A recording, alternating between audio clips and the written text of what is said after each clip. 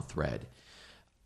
Let's talk about specific patients who you have seen in the clinic and chronic diseases that you've seen reversed or regressed or maybe even potentially prevented. And I guess this is, keep it really casual, really conversational is the way I like. I don't want to make it too stuffy. And I'm going to ask some questions, and I want to open it up to anyone else who has questions. Great. Anyone else who wants to comment on anyone else's case studies. Great. It's just a roundtable discussion. Okay. All right. Make sense? Yeah. You're going to introduce us in some way, or? Well, let's do it this way. Rather, you probably can introduce yourselves better than I can. Okay. Although, I definitely know all of you. Is that okay with you guys? Yeah, it's totally fine. Anyone want to start? Tell the audience who you are. Let's go around the table. Come on, Carrie. I'm Carrie Graff. I'm a family and lifestyle medicine physician in Canandaigua, New York. And I'm Ted Barnett. I'm an interventional radiologist. I've been in Rochester since 1986. And our family went completely plant-based, although we didn't have that term back then. In 1991, we became vegan after reading Dean Ornish's studies and books. So now I'm advocating whole food plant-based diet as part of my lifestyle medicine practice, although I still practice as an interventional radiologist. And I'm Tom Campbell. I'm certified as a family physician. I am practicing as a lifestyle medicine physician at the Highland Hospital Weight Management and Lifestyle Center. And we're running group programs, and I'm seeing people individually for consultation about changing their diet and lifestyle, and also doing setting up a research program looking at plant-based nutrition and various chronic disease. Great. And I mean, for those who don't know me, I'm Ian Cramer, host of the Ian Cramer podcast, where, by the way, all three of the doctors here are on the podcast as well, if you want to get more information on them and kind of what they stand for. And I know that we spoke about, I think you mentioned type 2 diabetes and was it chronic kidney disease as well? Mm-hmm. Do you want to start us off, Dr. Campbell, on what you've seen in the clinic in terms of diseases that have been affected positively by lifestyle and diet change? Well, I mean, I think one of the things that we check for readily and easily is some of the metabolic diseases. So when I think of metabolic diseases, I'm thinking of cholesterol, blood pressure, weight. And chronic kidney disease, of course, goes along with those, with diabetes, with high blood pressure. So I've had some, those types of illnesses respond really quickly to putting the right food in, putting the right fuel in. And so I've had, numerous examples of folks getting rapid improvement, people who are on a lot of insulin and they just have they come in. This is kind of the rare person, unfortunately, but because I'm not the physician who they hear of who does this, they seek me out and they say, I'm willing to eat whatever, tell me what to eat and I'll do it. And so I give them, our food guide and everything. And so they go from sort of a standard eating style to a whole food plant-based diet done very well, literally overnight. And when that happens, people on diabetic, for example, on insulin, it's routine to have to drop their insulin by 50 to 70% within 2 to 3 days. And it's very gratifying because then they have that feedback that, yep, that guy's right. Mm-hmm. And so diabetics respond very well. And like I said, chronic kidney disease, I've had some remarkable.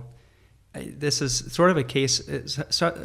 Cases actually that are so remarkable. If I had more time, I would write them up. I really should write them up.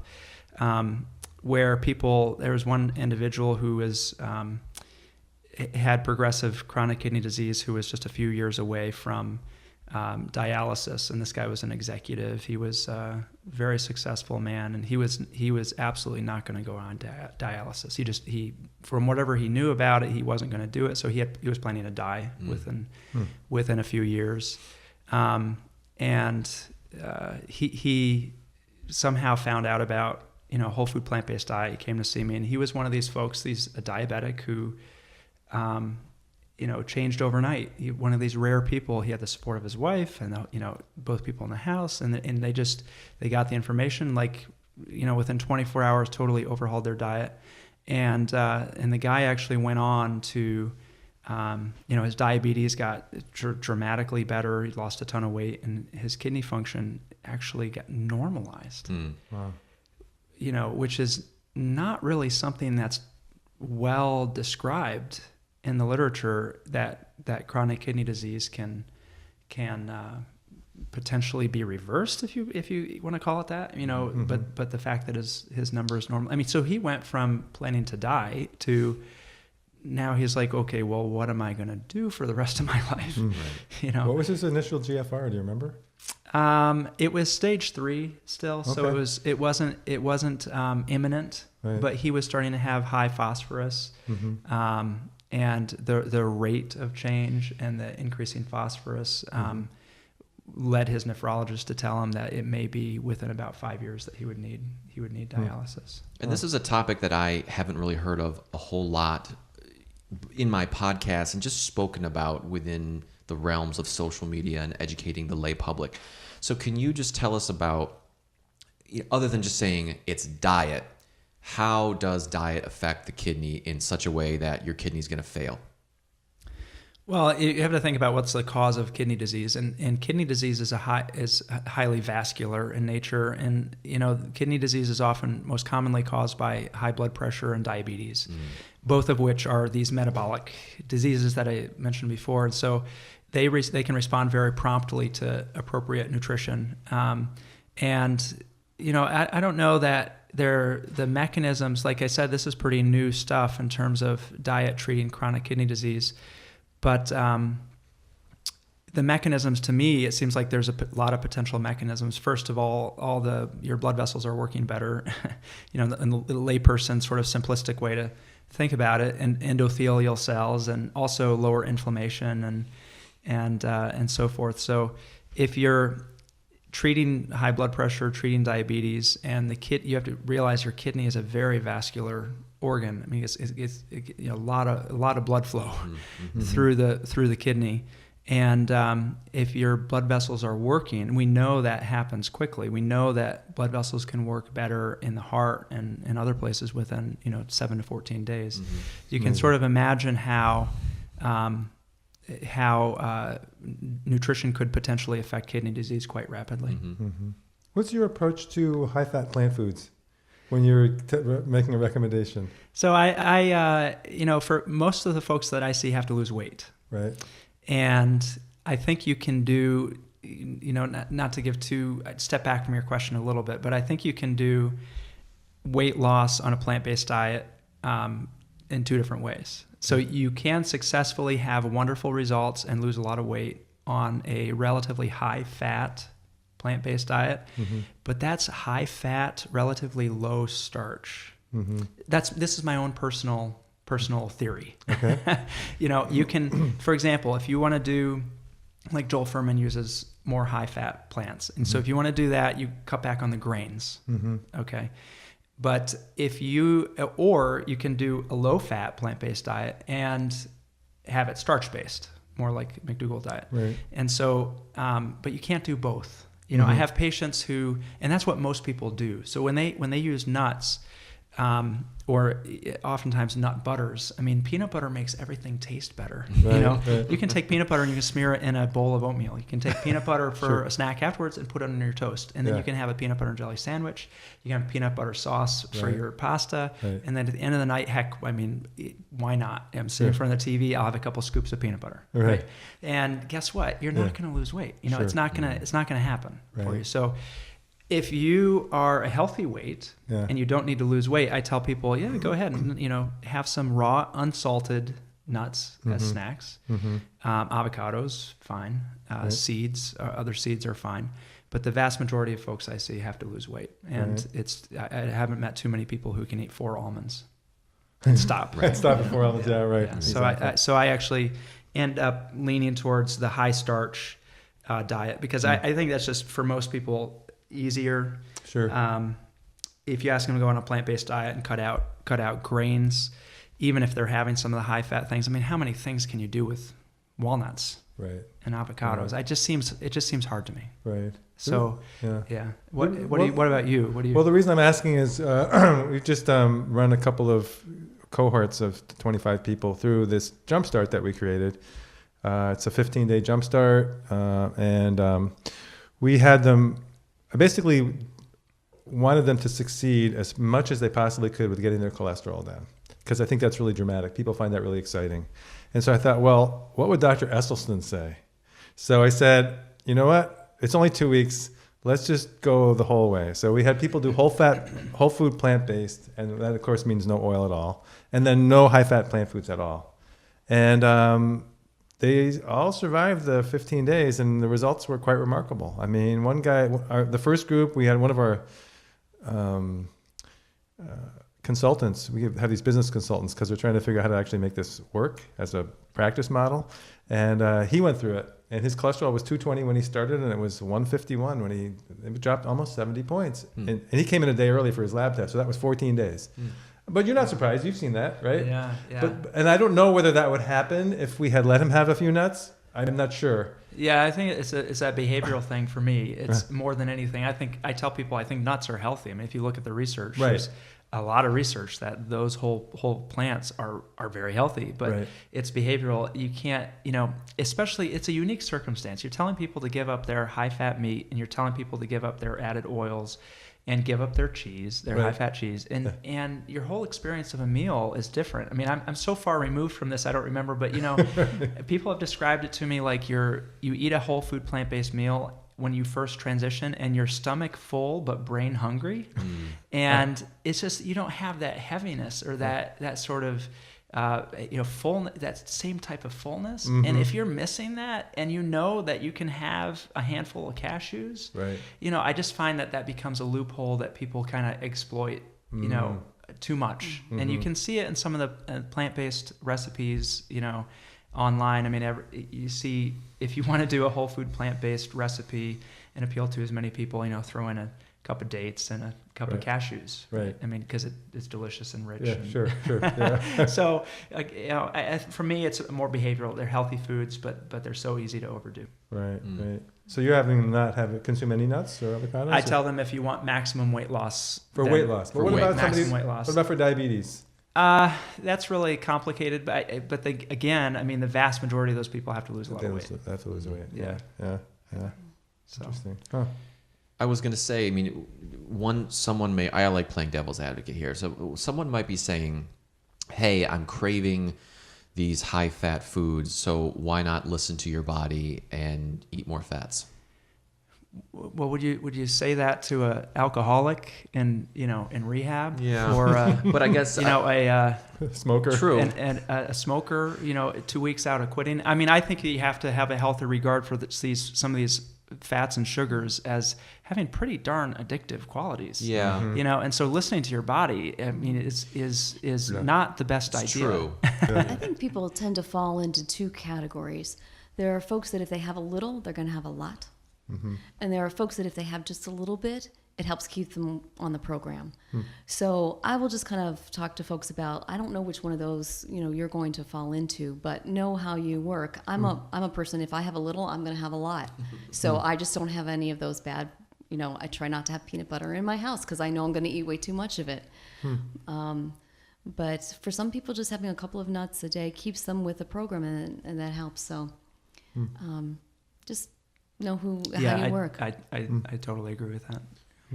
Is there anything with regards to chronic kidney disease? So you mentioned that this one executive had diabetes and also I think high blood pressure as well. So let's say that he's on medications for diabetes and blood pressure. Is there anything else any separate medications that he could be on just for the chronic kidney disease? It's usually related. People are on something called ACE inhibitors or ARBs. It's blood pressure medicines, but they are kidney protective.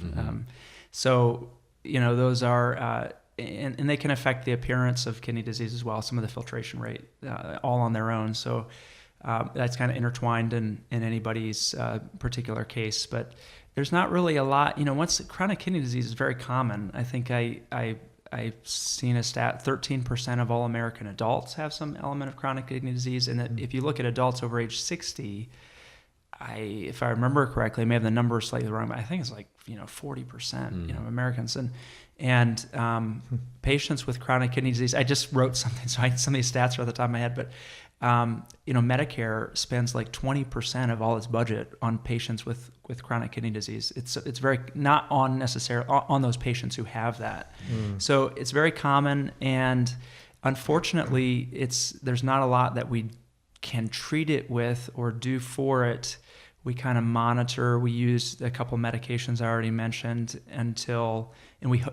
most people will die of other causes before it gets them. But and then of course when the wheels totally fall off, then you're in dialysis basically. Right. And is it also is it considered a very silent type of chronic disease where you wouldn't really know if you had it unless you had a blood test that showed those levels that you were talking about are elevated?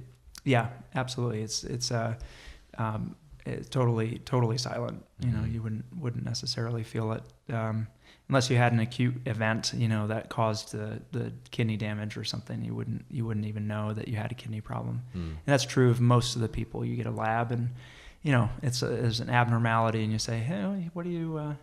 Is your creatinine always been that high? And they kind of look at you cock their head and.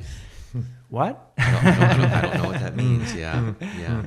Well, and just what are some other ways besides diet and lifestyle? What are some other ways that someone might have that acute? You said an acute episode of kidney disease. Yeah, people can have like a profound dehydration type of thing from a number of causes. They could have a body-wide infection, sepsis, or something. They could medications. Medication, right? Exactly. Medication side effects common. So. And that can lead to a pretty dramatic acute kidney injury where basically the kidney temporarily is shut down. And if you have something that severe, then it can provoke some degree of chronic kidney disease, going forward. So we think about diabetes causing kidney disease or hypertension causing kidney disease, but in reality, if you look back, it's the same thing that's causing all of these problems. It's what we're eating, and it's leading to all of those things. So it makes sense. The nice thing is that when you treat the one thing, you fix the diet, you fix kind of all of the problems that end up coming from that. So you've got one intervention that works kind of across the board. There you go. Do we want to transition to someone else talking about, I don't know, did you have a chronic disease or something you wanted to bring up, Dr. Barnett? Well, I'm sort of interested in talking about the kind of whole lifestyle medicine movement and where that's headed. And I just think that's really exciting. I think the biggest challenge that we face really as a nation, certainly as far as our health goes, is why we're spending so much on diseases that are basically preventable, that are foodborne illnesses. So, the estimates that are as high as 80 or 85% of healthcare costs are because of these major killers, diabetes, heart disease, a lot of cancers, that are basically self-inflicted. And when we have this really pretty simple solution to the problem, you have to wonder, well, why haven't we addressed it before? I mean, what's going on? Why is it so unappealing to the system as it's set up? And, you can speculate. There's not really, I have a lot of different sort of explanations that have gone through my mind. But I think when people realize basically how simple the solution is, which is to get people to kind of eat lots of whole plants, they should be having an aha moment. And, I just wonder what's arrayed against us to get there. So fortunately, lifestyle medicine movement is really taking off. I'll be heading out to the American College of Lifestyle Medicine annual conference next Saturday. And they're expecting 1,200 people, which is a lot bigger than it was a few years ago. I have the distinction of having been elected to the board of directors of. Congratulations! Thank you. I actually was pretty funny because Dr. Friedman initially, when she heard that was open for nomination, she asked me if I wanted to be nominated, and I said I'm kind of busy. So she said, okay, I won't nominate. And then I get this message from ACLM that Dr. Michael Greger had nominated me. Really? So I thought, okay, I'll do it. Is that right? Yeah. Good for him. So, when you get that kind of a message from on high. Interesting. Well, because we're doing a lot. I mean, Rochester, Tom will tell you, Rochester is a hotbed of this movement, right? Glad to be here. We Yeah. really, it's kind of amazing. You don't necessarily realize it when you're in the middle of it. But I know when I go to these other conferences that people all come up to me, oh, you're from Rochester. Can you help us figure this part out? And I realize that they think we have it figured out. And we're struggling. We're working on it. I mean, Carrie and I have been working on this together for a while with Rochester Lifestyle Medicine, and Tom's been working on it for a long time over at Strong at U of R. And, I think the movement is starting to gain traction, and we're going to get somewhere. It's hard to predict exactly where it's going to break through first, but it's going to break through. Well, I think we've got a really good shot here because we're all hitting it from different angles, right? So Tom is embedded within a system doing studies very much focused on this intensive intervention. Right. And you're working outside of either of the healthcare We're trying to be systems. Switzerland. Right. Right. But have a program that can basically grow and reach the entire community if needed, because it's kind of got a built-in scalability. And I've been working with Rochester Regional Health, trying to embed lifestyle medicine into the primary care system there so that it becomes kind of mainstream. And when you're kind of hitting it from all the angles, I think we're going to get somewhere with that. I hope anyway. That it's not just one avenue that we're going out. When I go to places, I this. talk to people and they sort of say, "There's no one in my area, Right. practicing this," and I think, "Oh my gosh, we really are in a pretty special Right. place." There's a lot of interest, a lot of resources, and a lot of docs who aren't necessarily spending their time on it, Right. But they're sympathetic. but really quite supportive. Yeah, that's right. Yeah. Really, it's pretty special, I think. It's a really different skill set. That you don't. First of all, you don't learn anything about this when you're in residency or in medical school. So, Ted, you were talking about having this aha moment, right? But it's pretty painful when you have that aha moment. You had yours early in your life, so that wasn't bad. I also call it a sloping forehead moment. That was back in 1990 when I read Ornish's stuff. But go ahead, yeah. And Tom, you had your aha moment before you even went to medical school. But having been in practice for 2 decades before I had my aha moment, it was awful, right? It's a moment of reckoning when you realize that everything you've been doing was really the wrong thing for people. And you spent all that money and all that time going to medical school and residency, and you didn't learn what you really needed to know, which was fix the food. It's the food stupid, right? So it really felt bad. And when we're asking the system to change, we're asking doctors to look at what they're doing and saying that something else is better. What you're saying is what you've been doing is the wrong thing. And not that we mean to kind of that intention, but it's very, very hard to accept that. It's terrifically challenging. Yeah. How do you get doctors to do that? Because I find that what you did, and just hearing that little story, makes me think of other doctors out there who aren't willing to put their ego aside and say, you know what? Yeah, I wasn't taught the right thing, or I was practicing medicine in quote unquote the wrong way and not addressing the root cause. But how do we teach doctors to kind of put the ego aside? Well, one of the nice things is that we're all getting older. I'm not sure whether it's nice, but we're all developing medical problems, right, as we get older.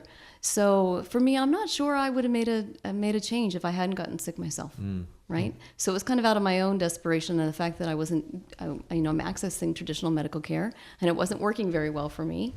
And then when you do it yourself, you're convinced. No, that's a good point about it. I think even doctors get sick.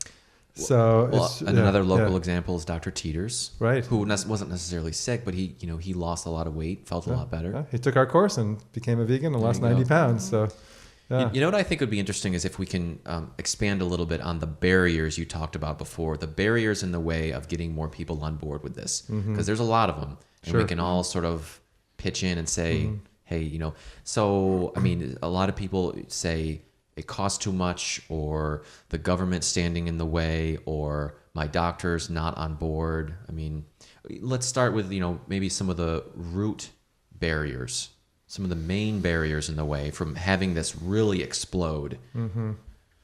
Another one might be misinformation. Yeah. I'm trying to get a little more active on Twitter, and I see a lot of I saw some of that smart interaction people. you had. Yeah.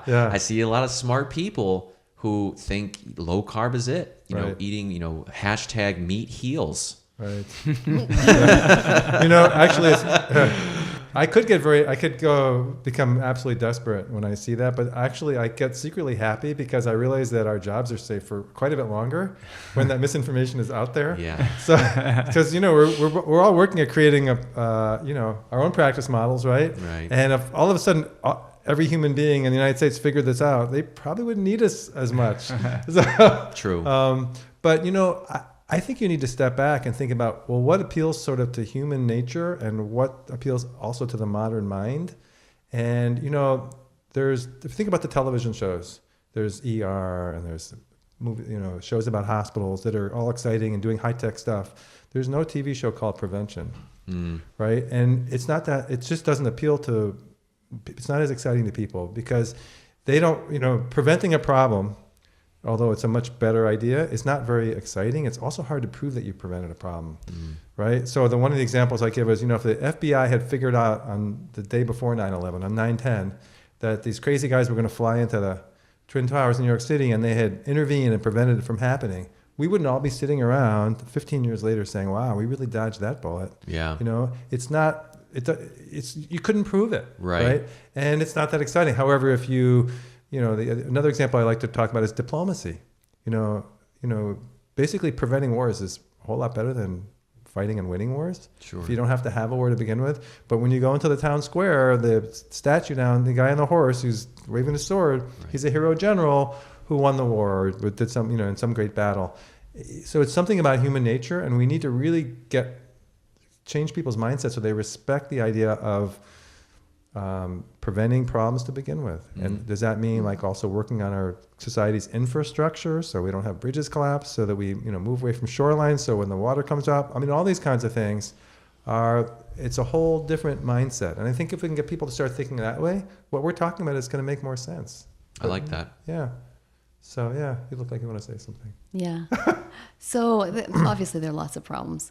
But I think one of the biggest barriers that we run into is that people, both patients and physicians, are really unaware that they have about 80% control over what happens to them by what they choose to do every day. Only 20%, and this is the World Health Organization and the CDC's estimates, that only about 20% are related to genetics and bad luck. And that 80% is really what you choose to do every day. And when's the last time your physician told you that? Yeah. They just don't. And part of it is that physicians don't realize it. So we just get taught how to intervene, how to use medications, how to do procedures. And we don't really... What's wrong with procedures? They don't work as well. Right? I don't ever want to see you, Dr. Barna, while you're working. I don't want to be on that table. My procedures. So hopefully as we get more information out there and people realize that I find it really liberating is that you've got way more control over what happens to you. Even if you have a genetic load that puts you at risk, you still have a lot of control over what happens to you. And that, as a patient myself, that feels really good. I can control what happens to me. But I think the most patients anyway think that the doctor's just going to be able to fix them. That we're America. We've got the best healthcare system on the planet. I can do anything I want and I can go in and my doctor's going to fix me. And that is just not how it works. Yeah. Yeah, I can say that. So I'm not practicing primary care anymore. I did for a few years, and when people came to me, they had no idea that I was interested in food and nutrition or what my background was. They just needed a new doc, and they were assigned to me, or they found me, or whatever. They needed refills, they had belly pain, whatever.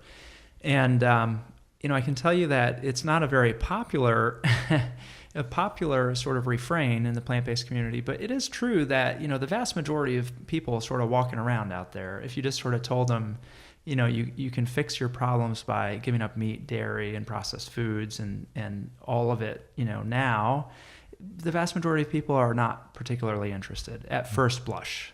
The vast majority of people really have very little interest at first blush. If you look at national statistics, there's sort of maybe a little foodie fringe that sort of has been interested in food and stuff. But if you look at national statistics, Americans' health, lifestyle-related health factors are just getting worse and worse and worse and worse.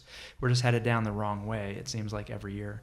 And when I sort of started thinking, I just told this person they could fix this by eating oatmeal. Like, is oatmeal really that scary? And I said, why are there such a block here? It's because we have these, I've sort of thought this through, and not being a psychologist, but I have this, I could go on for a long time, but I'll keep it short. But, I think we have social factors. We're sort of very social creatures. We're looking around, we're seeing what other people are doing, and Absolutely. Virtually everybody is sort of eating the wrong food, and it's getting worse by the year. We also have a material environment that's gotten worse. I mean, I think even during my lifetime, it's, I remember, I don't think you always went to the hardware store and like had to pass a row of chocolate candy bars, to get your 2x4 or whatever. Of course, movie theaters, are now these extravagant, recline, lay back, and let's try to get alcohol in the movie theater, blah, blah, blah.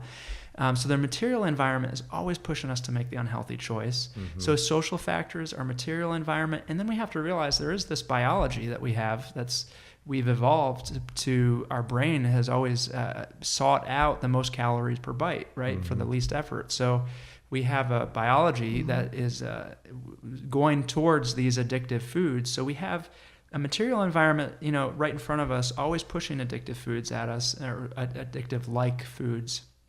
We have the biology to want those foods, and then we have a social norm where everybody's already indulging. And when you're in a situation like that and you say, okay, change everything and go against all that stuff, and especially if you're a doctor and you're the first one who ever said that to a patient, the vast majority of people are going to go, okay, great. Send the prescription to, Walgreens on Main Street. You can send a prescription for whole food plant-based? No, for the pill, right, for the pill, yeah. So it's a system-wide barrier. People in the sometimes the plant-based community sort of point to some sort of conspiracy, and there is. I mean, there's a status quo that really likes this situation and really perpetuates this situation, and that's a big conversation and a big thing that's going on. But there is also this sort of personal ground level resistance that I think we have to sort of take stock of. Well, part of that systemic resistance is the healthcare community itself. Right now, it's aligned so that it makes money off of sick people, and if you get well, they make less money. So you get well, you fall off the radar. Exactly. They don't even see you anymore. Yeah. What's the role of a physician? I mean, we need a lot less doctors, right? And fewer hospitals. Yeah. Right. So hospitals stay open because people stay sick. So I don't know if you're familiar with the comedian Bill Maher. He said, "There's no money in healthy people, and there's no money in dead people. The money's somewhere in the middle, with people who are sick with one or more chronic diseases." And that the answer is not another pill. The answer is spinach, as he says. But it's changing your diet. If someone else wants to comment on different barriers, feel free. But I'm curious to hear you expand a little bit more on those factors that are pulling us in the wrong direction in terms of the status quo. So the status quo is making a lot of money off of people, being fairly mindless, and whatever system you have, you're going to have a status quo that's sort of benefiting from that system. And right now we have a system where people are, making very unhealthy food choices, eating highly processed diets, high meat, high cheese, high dairy diets. And so those industries, processed foods, meat and dairy, are benefiting. And there's if you look at if you sort of want to talk about the creepy, the sort of dark alley kind of element of this, in my experience and knowledge, I would look towards where our status quo is developed and maintained is oftentimes at government policy levels. So, why does a hamburger cost $1.50? Why are our kids fed what they are in school? Why does WIC program reimburse for certain foods and not other foods? Why are nutritional guidelines? Why are national nutritional guidelines the way they are? And, because that people may think that the food pyramid is meaningless, but actually those nutritional guidelines are the foundation of education for the dietitians, in the country, and a lot of programs. And if you want to start asking those types of questions, why are those messages getting out there? It is sort of sinister status quo, lobbying, money. I say, and many others say, and I don't think it's very controversial anymore. We have the best government money can buy. I think whatever part of the political spectrum, I think actually is probably like the one thing everyone can agree on these days. And it's in nutrition, it's been really bad for a long time. And I know some of this from my dad's personal experience, having been on National Academy of Sciences panels from 1980 and on, and sort of dietary guidelines, and knowing all those folks and hearing all the stories and how those committees get set up and all that type of thing. And you just need the key influence, at the key lever of government to kind of set these policies and these recommendations and these guidelines and stuff. And if you and money can get you there. Yeah. And that's kind of perpetuating the status quo. And then there's all this nonsense nutritional confusion that is like, that's a whole like second comment that you guys could take it away. But like the Twitter, I mean, I'm on Twitter, and oh my goodness, some of the Twitter fights and it's crazy. I mean, there's people actually now doing not just low carb but carnivorous. All meat. Really? Nothing else. Really? All meat. All meat. 100% meat. Can you believe that? Like Lewis and Clark.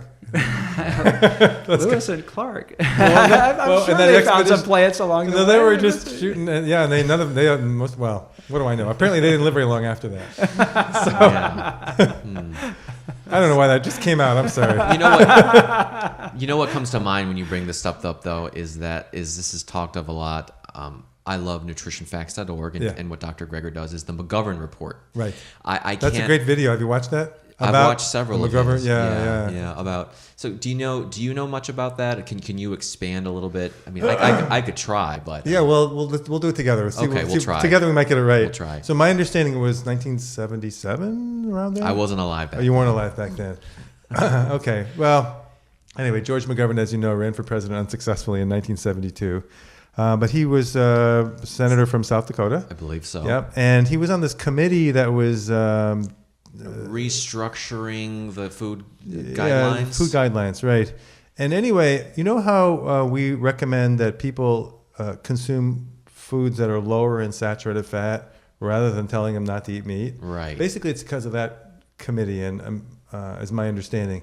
The idea was the committee started out saying, well, we know Americans have this epidemic of chronic disease, and that was in the 70s, before it's got really, even worse than it was. It's really bad now. And the idea was they were going to somehow recommend that people consume less meat. Specifically naming the food. Yeah. Meat. I just want to emphasize that because again, this is one of my pet peeves is on social media, people just vilify carbs, they vilify fats. Right. And they don't name specific foods, but right. Keep going. Right. So a lot of the senators from various farm states, and I think Senator Bob Dole, thank you, was also on that committee with him, and he's from Kansas, and they produce a lot of corn, produce a lot of beef, and what they said, well, how about if we tell people to consume, to avoid foods that are high in, instead of saying avoid meat, let's avoid foods that are high in saturated fat. Yeah. They didn't like that either. Right. Because that also points the finger at meat. Right. So what they finally got them to say was, consume foods that are lower in saturated fat. Choose foods that are lower in saturated, right? I think they said too is lean meats. And also, perhaps lean. Exactly. Got to be lean. Right. So, I mean, the point is, what you were getting at earlier, is when we tell people to eat more of something, we name an actual food. Right. So, but if we want them to eat less of something, we just name a nutrient. So, consume less sodium, consume less saturated fat, consume less cholesterol. Or even, are there guidelines that say consume less sugar? I think there are now. Yeah. But I think I bring that up because even the sugar industries and the salt industries, which are actual entities, Right. and the meat industry, in the case of the McGovern report, stood to lose a lot of money. Right. So it's about money. Of course. Yeah. It's all about money. And if you're a lobbyist, your job is to help your industry. And the Yeah. only definition of helping your industry is how much money they're making. Right? It's unfortunate. Yeah. And if there is a broccoli lobby, it doesn't have very much money. Yeah, the No. broccoli lobby's not big. Historically, I believe that the vegetable industry, if you want to call it that, Yeah. has been too localized. It hasn't. too localized. It's been too localized. So back, in the early 1900s, I think the dairy industry was one of the early ones to get it right, where they Organized. started basically taking a couple pennies on every batch of milk or whatever for collective, Right. collective promotion purposes. And broccoli. There is a watermelon board. Really? Okay, cool.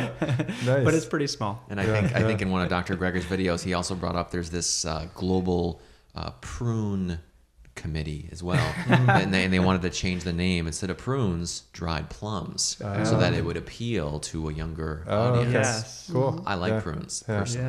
Yeah. Did you want to comment on anything, Dr. Graff, before we move on here? Because I wanted to talk about as well the whole misinformation aspect of keeping people confused. That really makes me want to ask more questions and want to dig deeper and deeper and deeper to more of the bedrock of, let's say you're plant-based and I'm low carb. All right, where do we find common ground? And then what do we base our nutritional philosophies on? Because I ask myself. That was a hypothetical, by the way. You're That not, was an you're hypothetical. Not, you're No, not no, low no, carb. no. That's not. Yeah. Because I ask myself, do you think there are people on the planet who just do really, really well on a relatively high carbohydrate, relatively low fat diet that's mostly plants? And then do you feel like there are people that are just physiologically wired to do really, really poorly on that said diet, but really, really well on a high fat, low carbohydrate diet? Does our physiology vary that much? I'd love to comment on this one. Please. So there are these areas called blue zones, 5 areas around the world where people live to over 100 and way bigger numbers than anywhere else. And they have they eat different things from each other, but they have it's the same categories of foods. They eat more than 80% of their calories from whole plants, fruits, vegetables, whole grains, beans, potatoes, nuts, and seeds. And we don't have any, blue zone that's eating primarily processed foods or primarily meats. And when you take those same populations, like one of them is in Okinawa, Japan, and of course, most people don't know Okinawa as being a blue zone, but they know it as being from World War II. And so what happened after World War II is, we had this influx of all of this American food into Okinawa. And what happened is that now they're no longer really a blue zone, because their next generation is getting the heart disease and diabetes and early death that we get here. So I think that's really telling. And you're trying to figure out exactly what the healthiest diet is on the planet. You're not going by one study, right? You're never going to have a placebo-controlled double-blind study of diet. It's never going to happen. So you're always pulling from various sources trying to figure that out. But the fact that you've got one style of diet that people live the longest on is very telling. Yeah. And it's not paleo. Right. Or keto. But he's asking. So, what about the story about the Inuit? Supposedly, they're Inuit and Maasai are the two major civilizations that people point to. People and say these people have thrived and grown old and more like survived on a relatively low carbohydrate, animal-based diet. Mm-hmm. That's the argument. That's their argument. Yeah. So I looked into that quite a bit, and if you look at the research literature on the Inuit, for example, there's one of the head scientists in Greenland, the health organization in Greenland, who should kind of know about a lot of this stuff. I think finally got fed up with this myth and published a great paper about 15 years ago, saying that basically, if you look at the data and this idea that the Inuit didn't have heart disease is nonsense. Like they had heart disease at the rates of comparison Northern European populations like Finland. So they do not lack heart disease. They had high rates of osteoporosis. And actually, if you look back at some of the physicians who were treating Inuit back in early 1900s, there was some commentary from some physicians that they were surprised that these people were having atherosclerosis at such an early age. Okay, so the idea that they don't have heart disease is nonsense. If you look at the Maasai, it's kind of a similar story. The Maasai, sure, they don't have premature heart disease, low cholesterol, low blood pressure, good weight, a lot of healthier factors and risk factors. But the guy who did a lot of the research on the Maasai did autopsies on some of them and found that they had atherosclerosis at the rates of Americans who were much older.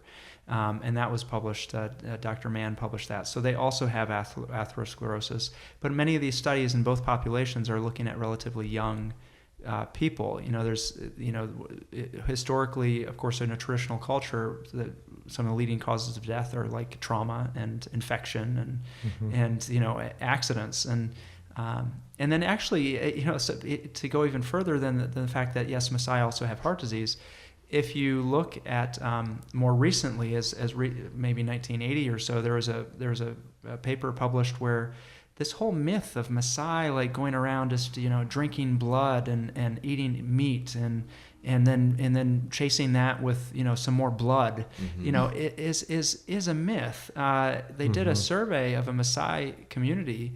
And the women and children stay in the community. The men do become more nomadic and kind of run around and raid other villages or whatever. In this paper, and they when they measured the actual food consumption of the women and children in this community, they only had meat like 5 times in a month. They had a fair amount of dairy. I mean, it's a cow based sort of agrarian society, but they had a lot of dairy, but they also had relatively low calorie intake and huge physical activity expenditure. So, those are really poor.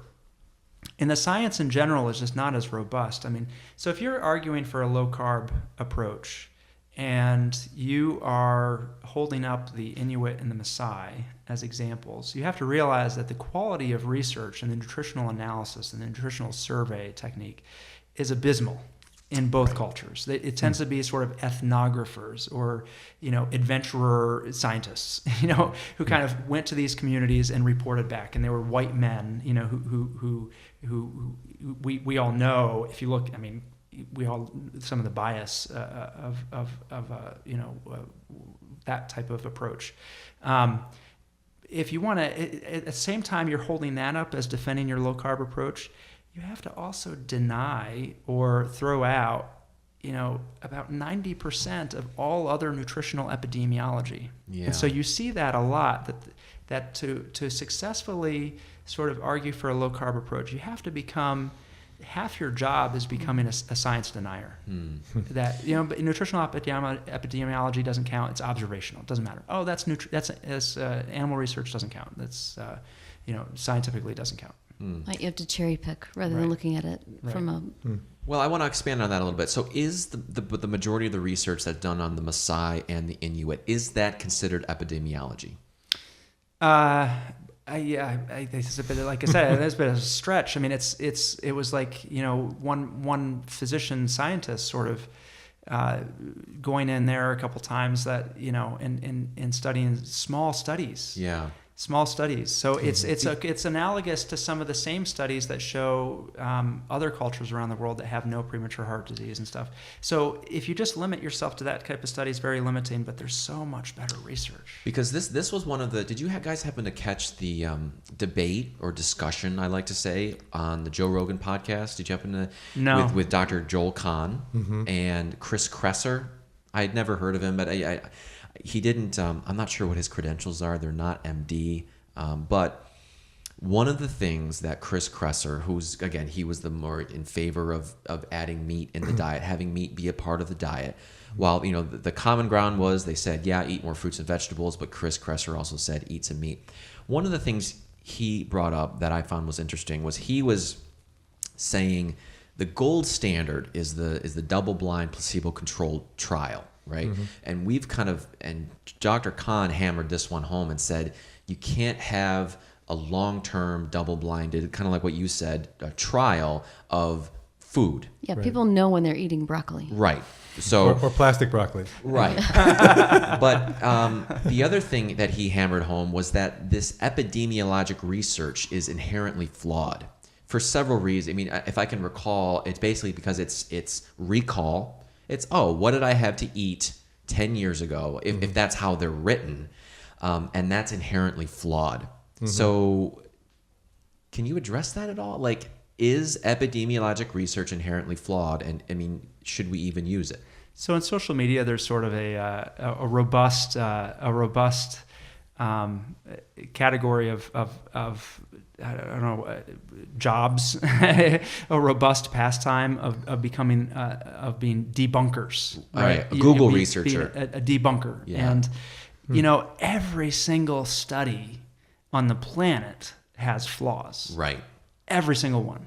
Okay, every single one. And nutrition tends to be rife with more flaws than most because this is messy stuff. You cannot, and it's this whole idea of trying to, what science has done over the past 50, 60, 70 years is trying to find the one factor that changes the one mechanism that matters.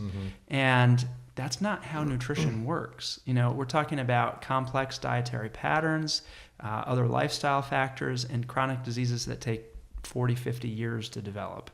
And so it's, of course, going to be a bit messy. And a lot of research in nutrition has tried to find like the one thing that makes a difference in disease outcomes. And there's a lot of confusion and legitimate confusion and a lot of discussion and scientific conversation. But, the idea that what drives me nuts about that argument is that nutritional epidemiology is flawed. There's a popular science journalist who wrote a book about low-carb diet. And, she'll say in one sentence that nutritional epidemiology is flawed. You can't trust it. Recall study food frequency questionnaires are notoriously inaccurate, blah, blah, blah. And the next sentence she'll say, we've always eaten a lot of meat. Look at this diary from this person buying, material for their trip back in 1890. Yeah, without saying look at all the meat on that shopping list. Anecdotal. Yeah, right. I mean, come on. It's like without giving away the name. Who was this person again? A science journalist. Let me see if I can take a guess. I would say. Do I know who this person is? You think? Science is a stretch. Is it someone who has been involved with your father? Sort of. No. Is it someone who's been trying to debunk your father? It's not Denise Minger, is it? No. Is it? It's not. Is it Nina Teicholz? Yeah. It is. Bingo. Okay. But it's the same. It's the same. You can put any name in there. It's the same thing. It's throw out this whole class of science. Oh, but look at this. Look at this little story over here about this guy who ate a lot of meat, in 1850 and did so well. Let's say we threw out epidemiology. Sure. Right? And we just looked at, our number one killer in the U.S. is heart disease. We've got one diet that has been shown to reverse heart disease. It's a whole food, plant-based, low-fat diet. That same diet works 3 times better than the American Diabetes Association for treating diabetes. So unless you got data that looks that good, I'm not going to look at any other diet as being what I would promote to anyone. Yeah. An interesting thing about how we do studies. So the gold standard is considered, double-blind, randomized controlled trial with a crossover. Sure. Right. Well, what's the only thing you can test with that? Pharmaceuticals. It's drugs. That's the only thing you can test that way. Yeah. Right. And if that's the only thing you're going to test, you're only going to prove that pharmaceuticals work. You're never going to prove that anything else works because you're not going to accept any other data. Right. So it's you've probably heard the example of the randomized control trial for parachute use. Yeah. You know about that? The meta-analysis looking for all. So we did a meta-analysis. This is published in the British Medical Journal, 2002 or the early 2000s. The idea was we're going to look for all the randomized control trials of parachute use, and then they said it turns out there are none. No one was willing to be in the control group. So, So does that mean parachutes don't work? Yeah. No, but you have to change how you do the research, right? And it doesn't mean that parachutes aren't better than everything else. And just as I think diet is better than everything else, it's just you have to somehow adjust the way you're going to do these measurements and do the science in maybe a different way. But randomized control trials only work for drugs. So something that if they're double blind. Yeah, double blind. In this thread on misinformation, again, I want to say you guys are the experts, and I am only doing this podcast as a labor of love and also because I want to learn more. Is when I asked before about how is there just some people who are physiologically set up to do better on a plant-based high carbohydrate diet, and then there's some people physiologically, anatomically that are set up to do better on a low carbohydrate, high fat ketogenic diet.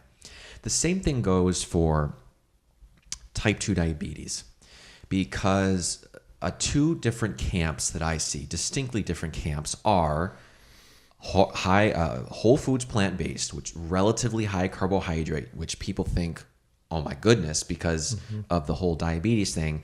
And then there's the camp of low carbohydrate, where they say, the conversation goes something like this: I'm a type 2 diabetic and I have high blood sugar. Let's get rid of the sugar in the diet, and it brings my blood glucose down. I'm not a diabetic anymore, and I live my life on a low carbohydrate diet, so my blood glucose levels are within the healthy range, and I'm cured.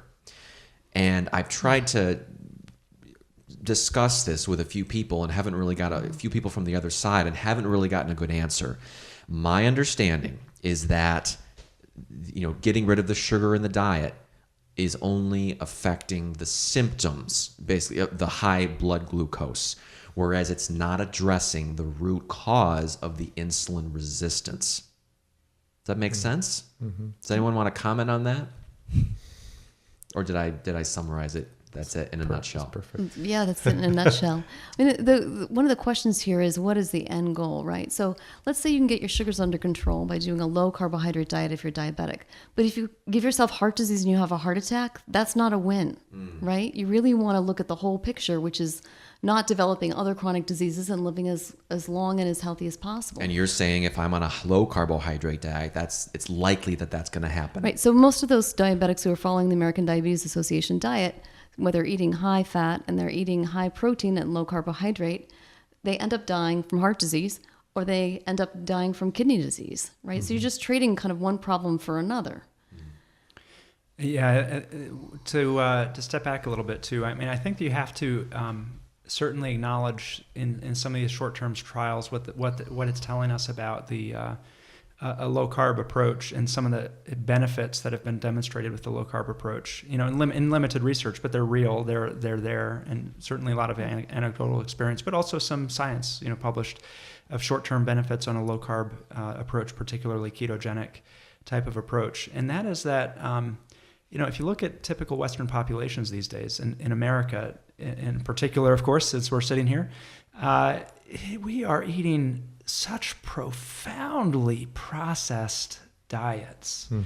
I mean, I see food diaries all the time, and French fries followed by gummy bears, followed by potato chips, followed by cake, or it's maybe one piece of fruit in 3 days, maybe a fried vegetable somewhere in there in 3 days, or none. So if you take out all the processed foods, you can have profound health benefits. If you take out all the sugar. And so that is, I think, a common ground that it needs to be recognized, that, we get wrapped up in sort of plant versus animal. Yeah. Right. And if you look at nutrition and health, you have to also acknowledge, one of the things that the low carb research has taught me is how profoundly damaging some of the processed foods are. And if you get rid of them, you can have major benefit. So, I think there's something to be certainly gleaned from that. I would completely agree with that comment. I would much rather, if somebody's not willing to do completely a whole food plant-based diet, I would much rather that they're doing that they're doing some meat in their diet, but it's mostly whole food plant-based, then they're eating a junk food but completely vegan diet. Right. If you're looking at the health outcomes, the folks that are doing mostly whole plants, it's really what percentage of your diet is coming from the whole plant. Right. And it's not just getting the animal off the plate. Right. Right. And this, it may not be very popular, but if you look through human history, I mean, there's really no vegan populations. Right. It's not, we haven't evolved as vegans. We're not naturally built as vegans. We are built to get nutrition from animals, probably insects as well, grubs. right? Grubs, insects. So, and if you look at the blue zones who are doing so well, I mean, they include some animal Fish. foods. So, we can't be too super dogmatic about having to be 100% vegan. I am, now I can say that. And then the next breath, I'm extremely strict with my patients. I want 100% whole plants. But that's really because of because of the behavioral stuff that in our current food environment is just pulling us in the wrong direction so hard all the time that making bright lines and being 100% is more successful, is actually easier for most people. You'll see better results that way, but I'm kind of looking at it as more of a population. We get everybody to shift. Just increase the amount of whole plants you eat to the degree that you're willing and able without making yourself and the people you love nuts. Right. And hopefully you can go all the way. But if you can't go all the way, give me whatever you can, because it's really a linear relationship between your percentage of your calories coming from whole plants and how well you do in terms of heart disease and diabetes and a lot of other diseases too. On that note, I often wonder, we touched on this before of the carnivore diet where they eat nothing but meat, #meat heals. And I wonder if you said this in our conversation about how I asked you about the Mediterranean diet and said the topic was olive oil and the Mediterranean diet. And you said the Mediterranean diet is healthy in spite of the olive oil, not necessarily because of it. So I asked myself, is the carnivore diet, are people on a carnivore diet seeing positive health changes because of the meat, or is it because of the lack of these processed foods, as you spoke of? I don't know. And the other thing I bring up that I'm curious about, that I say, man, the body's really adaptable. If these people feel great, and if they reverse these, I've heard of it. It's a lot of autoimmune stuff, in particular with going low carb / carnivorous. Is they get rid of a lot of autoimmune disorders. That's the only regression that I've heard of. But if they get rid of the processed foods, it probably has a positive impact. But a more positive impact may be eating more plants as well, whole foods, plant-based. I would be really concerned about those people over time, because there are a whole lot of nutrients they're not getting, and they should, over time, they're going to get profoundly nutrient deficient. Yeah, I think also that it's extremely difficult to stick with. The anecdotal folks are in the tiny minority. I've met so many people who have tried the Atkins diet. I mean, that's the number one diet. What have you tried? What have you tried to lose weight? And it's low carb. It's low carb. And you can have really pretty profound health benefits in a ketogenic diet where you're in ketosis, and it's sort of a fasting mimicking state, if you will. And fasting turns out to be pretty healthy. Your body doesn't have the fuel it normally runs on. And there's some pretty impressive health benefits. But man, trying to stay on that long term, it is hard to do. And the people who have success, who anecdotally hear about success 1 year out, or the individual a couple years out, they have to always stay sort of on the edge of ketosis and on the edge of a ketogenic diet. And if they start to slip, that's my understanding and my experience of what I heard. And so if you can do that, great in the short term, although I still, like Dr. Graff was saying, I really worry about them long term. But there, you do see health benefits if but let's maybe we could just do some fasting in a safe way, and then go to a whole food plant-based diet and have the variety of food that you can eat. It's pretty, I think, much easier.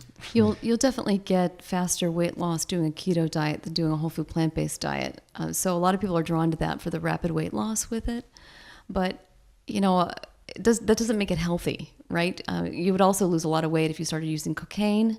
Right. But I think we all recognize that that's not a healthy way of losing weight, right? So you have to really look at that the end game isn't just weight loss. It's really about avoiding all of the bad things that can do you in. Didn't you say that, Dr. Barnett, how weight isn't even a metric that you really look at that closely, that you monitor that closely, or is it? We monitor it. Okay. Yeah. Okay. We basically tell our patients that that's not primarily weight loss that we're interested in, or rapid weight loss that we're interested in. We're interested in making them overall healthy. But, most of our patients, just like Tom's patients, most of them do need to lose weight. So, I think we appeal to a lot more people if we talk about weight loss, even if that is right. You can get a lot more people in the door that way.